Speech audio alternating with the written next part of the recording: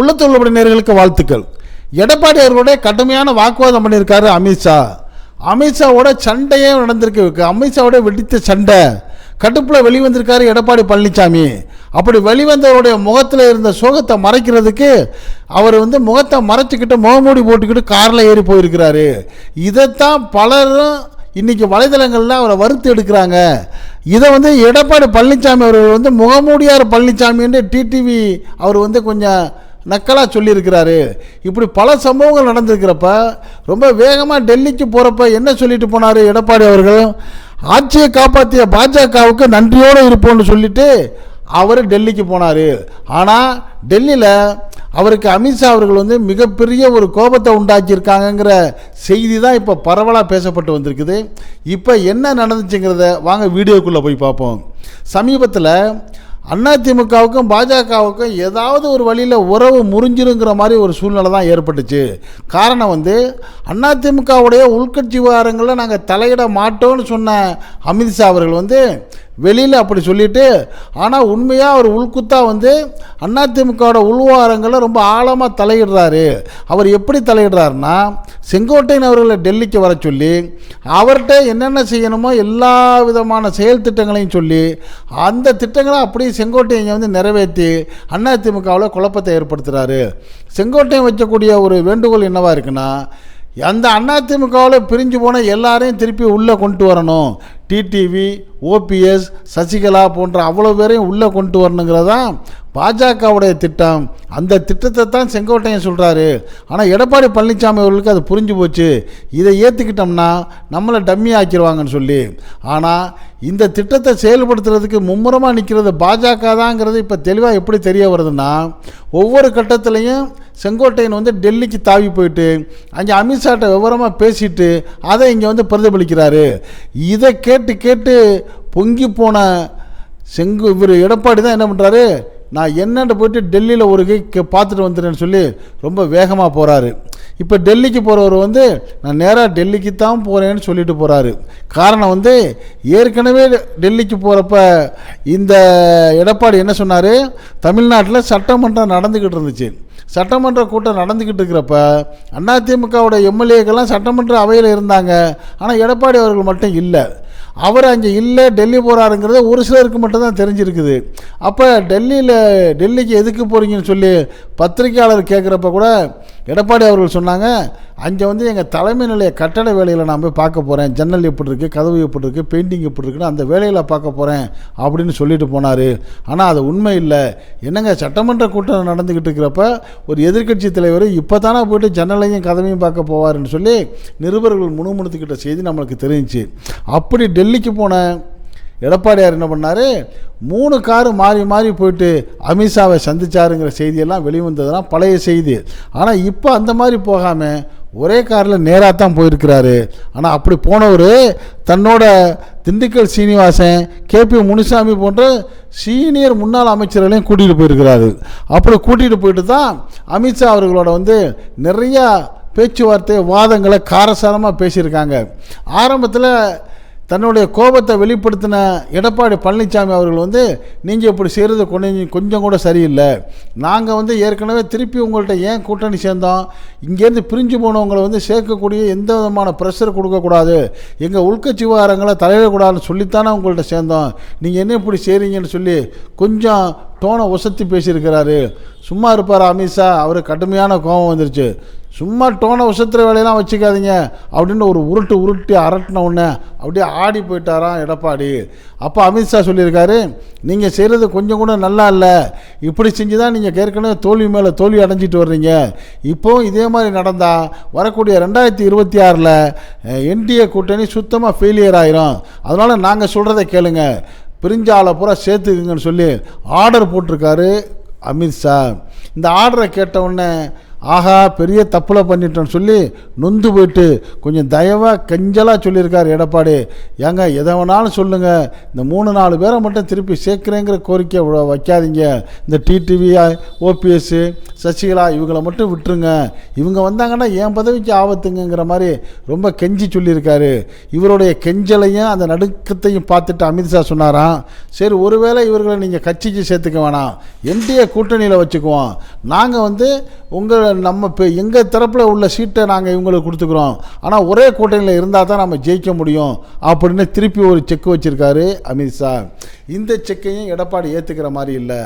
ஆஹா எப்படியாவது திருப்பி அவங்கள கொண்டாந்து திணிக்கிற வேலையை தான் பாஜக பார்க்குது. இப்படித்தான் செய்யுன்னு எல்லாரும் சொன்னாங்க, நம்ம தான் கொஞ்சம் அவசரப்பட்டுட்டோமோ அப்படிங்கிற கவலை அடைஞ்சிருக்கிறாரு எடப்பாடி பழனிசாமி அவர்கள்.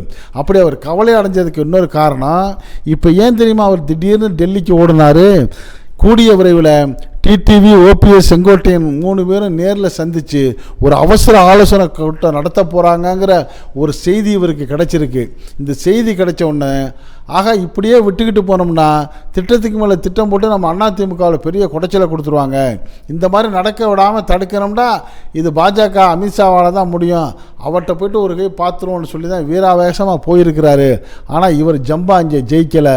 இவர் அதட்டி உட்கார வச்சுட்டு அமித்ஷா அவருடைய செயல் திட்டங்களெல்லாம் சொன்ன உடனே தான் என்ன பண்ணுறதுன்னு புரியாமல் கைசேதப்பட்ட நிலையில் அந்த இடத்துலேருந்து வெளிவந்திருக்கிறாரு. இப்படி பேச்சுவார்த்தை நடந்துக்கிட்டு இருக்கிறப்பவே ஒரு கட்டத்தில் அமித்ஷாவுடைய கை ஓங்கி இந்த எடப்பாடி அவர்கள் நடுங்கக்கூடிய சூழ்நிலை ஏற்பட்டிருக்கு. இதை பார்த்து அமித்ஷா என்ன பண்ணியிருக்காரு, எடப்பாடி அவர்களோட கூட போனாங்கள்ல மற்ற முன்னாள் மந்திரிகள் அவங்கெல்லாம் கொஞ்சம் வெளியே போயிருங்கன்னு சொல்லிட்டு தனிமையில் அமித்ஷாவும் எடப்பாடி அவர்களும் 1/2 மணி நேரம் பேசியிருக்காங்க. அப்படி என்ன பேசினார், என்ன மிரட்டினார் எடப்பாடி அப்படிங்கிறது எடப்பாடிக்கு மட்டும்தான் தெரியும், அவரும் சொல்ல போகிறதில்ல. ஆக ஏதோ மிகப்பெரிய சிக்கலில் மாட்டிக்கிட்டோம், நம்ம என்ன பண்ணுறது, எப்படியாவது இந்த பாஜகவிலேருந்து நம்ம மீண்டு வெளியே வந்துடணும், இந்த 2026 தேர்தலில் இவங்க கூட நிற்கக்கூடாதுங்கிற முடிவை உள் மனசில் எடுத்துக்கிட்டாலும் நம்ம இப்போ என்ன பண்ணுறது, வேறு வழி இல்லை, டிவிகேயில் போட்டு நம்ம ஜாயின் போட்டுருவோம், இணைஞ்சிருவோம், அவங்களோட சேர்ந்து கூட்டணி சேர்ந்துருவோங்கிற ஒரு உள் திட்டத்தோட சோகமாக வெளியே வந்திருக்கிறாரு எடப்பாடி பழனிசாமி அவர்கள். அப்படி வெளியே வர்றப்ப தான் தன்னுடைய எப்படியா இருந்தாலும் அந்த மனக்கவலைகள் அவர் அறியாமல் கண்களில் நீர் வர மாதிரி ஒரு சூழ்நிலை தான் இருந்துச்சு. அதை வெளிக்காட்டினா இந்த பத்திரிகையாளர்கள் உடனே அதை வீடியோ எடுத்து போட்டு நம்மளை கலாச்சிருவாங்க, வறுத்து எடுத்துருவாங்க. அதனால் இவங்க கேமராவில் நம்ம படக்கூடாதுன்னு தான் துணியை எடுத்து முகத்தை மூடிக்கிட்டு முகமூடியை போட்ட வாரியே காருக்குள்ளே ஏறி வந்திருக்காரு. அப்படியும் இந்த பிரஸ்காரங்கள்லாம் விடுற மாதிரி இல்லை, விரட்டி எப்படியாவது அவர் முகத்தை எடுத்துலான்னு முயற்சி பண்ணியிருக்காங்க. விடுவாரா அவர் முகத்தை மூடிக்கிட்டே காரில் விட்டு பயணமாயிட்டார். அப்படி இருந்தால் அந்த வீடியோவை எடுத்து முகமூடியோடு ஓடி போனார் எடப்பாடிங்கிற மாதிரி பெரும்பாலான அந்த யூடியூப்புகள்லையும் சேனல்கள்லையும் வர ஆரம்பிச்சிருச்சு. இதைத்தான் டிடிவி அவர்கள் நக்கல் பண்ணி சொல்கிறாரு. இபிஎஸ் அவர்கள் இன்று முதல் முகமூடியார் பழனிசாமி என்று அழைக்க வேண்டும் சொல்லி அவர் டிடிவி அறிவிப்பு கொடுத்துருக்கிறாரு. இப்படிப்பட்ட சூழ்நிலையில் தமிழ்நாட்டில் என்ன நிலைமைன்னா, எந்த சூழ்நிலையிலையும் அதிமுக வென்றுவிடக்கூடாது, அதே போல் பாஜகவும் வென்றுவிடக்கூடாது. பாஜக அதிமுக ஜெயிச்சா நம்ம அண்ணாமலைங்கிற நம்மளை விலக்கிட்டு மேலிடம் பண்ண அந்த திட்டம் ஜெயிச்சதாக அர்த்தமாயிடும். அதனால் நம்மளுடைய மரியாதை குறைஞ்சி போயிடும். இவங்களை எப்படியும் ஜெயிக்க விடக்கூடாதுன்ட்டு ஒரு அண்டர்கட்டு வேலையை அண்ணாமலை பார்த்துக்கிட்டு வர்றாரு அப்படிங்கிற ஒரு தகவல் கிடைக்கிது.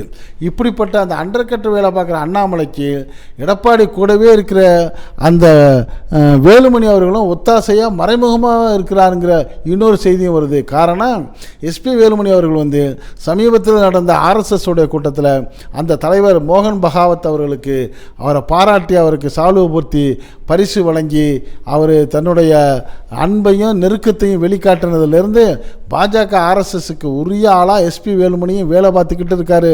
அதே சமயம் இங்கே எடப்பாடி அவர் கூடவுமே இருக்கிறாருங்கிற ஒரு செய்தி வருது. இப்போ இன்னொரு சந்தேகம் என்னென்னா, கோவை மாவட்டம் தொண்டாமுத்தூர் அருகே இக்கரை பூலாம்பட்டிங்கிற கிராமத்தில் நொய்யல் ஆற்றங்கரையை ஒட்டி 12.14 ஏக்கர் விவசாய நிலத்தை அண்ணாமலை அவர்கள் அவர் பேர்லேயும் அவர் மனைவி பேர்லேயும் கிரயத்துக்கு வாங்கியிருக்கிறாரு. இதில் ஒரு ஒரு பெரிய ஆச்சரியம் என்னென்னா, அந்த சொத்தோடைய மதிப்பு 80 கோடி ரூபான்னு சொல்கிறாங்க. அப்படி 80 கோடி ரூபா மதிப்பை வெறும் 4.5 கோடி ரூபாய்க்கு வாங்கியிருக்காரு. இது எவ்வளோ பெரிய திறமை பாருங்கள். 80 கோடி ரூபா மதிப்பை 4.5 கோடி ரூபாய்க்கு வாங்குகிற திறமை அண்ணாமலையை விட்டால் யாருக்குங்க வரும் அப்படிங்கிற ஒரு நெட்டிசன்களுடைய கேள்வி நிறைய வலைதளங்களில் உலா வருது. ஆக இந்த 80 கோடி ரூபா சொத்தை 4.5 கோடிக்கு விற்று நஷ்டம் அடைஞ்ச ஆள் யாருங்க அப்படின்னு கேட்குறது மாதிரி, இன்னொரு பக்கம் 80 கோடி ரூபாய்க்கு ரிஜிஸ்டர் பண்ணியிருந்தால் அந்த பத்திரப்பதிவு வருமானம் எவ்வளோ வந்திருக்கும் அரசாங்கத்துக்கு, அதுவும் போச்சு பாருங்கள். கிட்டத்தட்ட 76 கோடி ரூபா பத்திரப்பதிவு அரசாங்கத்துக்குமே லாஸ் ஆகிருக்கு. இப்படியெல்லாம் எல்லாரும் லாஸ் ஆகிற அளவுக்கு எல்லாரையும் ஒரு ஏமாற்றிய ஒரு திறமை அண்ணாமலைக்கு தாங்க உரியதுன்னு சொல்கிறாங்க.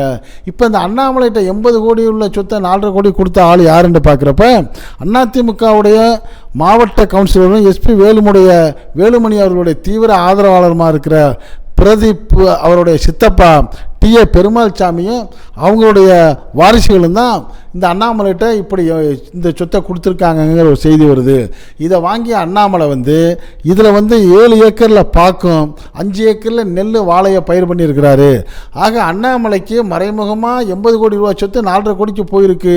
அது திரு வேலுமணிங்கிறப்ப ஏதோ ஒரு வகையான வித்தியாசமான திட்டம் நடக்குதோங்கிற சந்தேகம் வந்த உடனே தான் துடிச்சு போய் எடப்பாடி டெல்லி ஓடி இருக்காரு.